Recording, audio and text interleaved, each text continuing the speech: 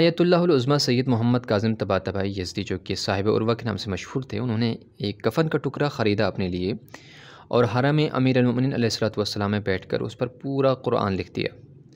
اس کے بعد حرم امام حسین علیہ الصلوۃ والسلام میں جا کر اسی کفن کے ٹکڑے پر اس کے اطراف میں پوری زیارت عاشوراء تربت امام حسین علیہ السلام کے ہمراہ لکھ دیا۔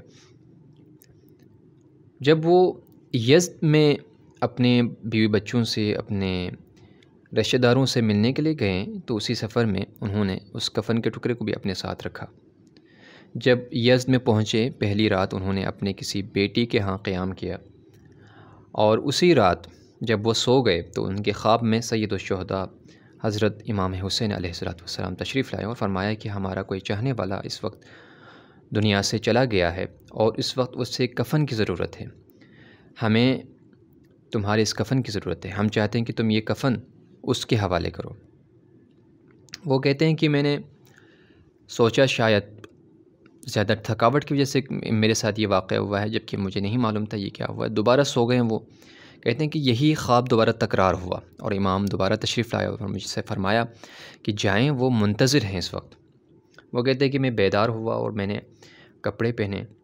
اور اس قبرستان کی طرف جس کی طرف جانے کے لیے کہا تھا میں چلا گیا، یعنی یزد کے قبرستان کی طرف، اور دیکھا کہ یقیناً 2-4 لوگ بیٹھے ہوئے وہاں پر، اور وہاں پر کریم یعنی کریم سیاہ نامی کوئی بندہ جو ہے وہ فوت کر چکا ہے، اسے غسل دے چکا ہے اور اسے جو ہے وہ غسل خانے میں رکھ دیا گیا ہے اور کفن کے منتظر ہیں۔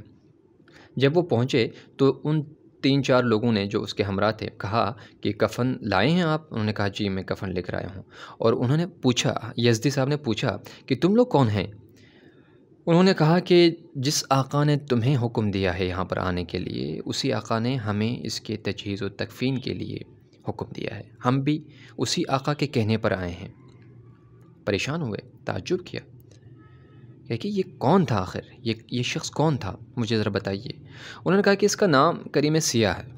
کوئی معروف نام نہیں ہے، کوئی شہرت اور مشہور شخصیت تو نہیں تھی، لیکن ان کی ایک عادت تھی، جہاں کہیں امام حسین علیہ السلام کی مجلس برپا ہوتی وہاں پر یہ شریک ہو جاتے، وہاں پر شرکت کر لیتے، بغیر کسی تکلف کے وہ وہاں حاضر ہو جاتے اور امام حسین علیہ السلام کی مجلس سن لیتے۔ بس اس کی یہی عادت تھی جس کی وجہ سے امام حسین علیہ السلام نے خود یہ سب کچھ انہوں نے اہتمام فرمایا اور ہمیں بھی حکم دیا، آپ کو بھی حکم دیا۔ آپ دیکھیے کہ امام حسین علیہ السلام کے عزادار اگر کوئی حقیقی عزادار بنے تو امام کی نظر میں کس قدر اس کی عظمت ہے کہ خود امام حسین علیہ السلام آ کر یہ سب کچھ اہتمام فرماتے ہیں۔ ہم بھی عام آدمی ہیں، ہم لوگ بھی تو عام عزادار ہیں، لیکن ہم بھی یہ مرتبہ حاصل کر سکتے ہیں اپنے رفتار کے، اپنے کردار کے ذریعے، معرفت کے ذریعے۔ خداوند متعال کی بارگاہ میں دعا کرتے ہیں، پاک پروردگارا ہم سب کو بھی اس شخص کی طرح معرفت کے ساتھ اور خلوص کے ساتھ مجالس امام حسین علیہ السلام میں جا کر اپنے تمام تر وجود کو، اپنے اندر تمام تر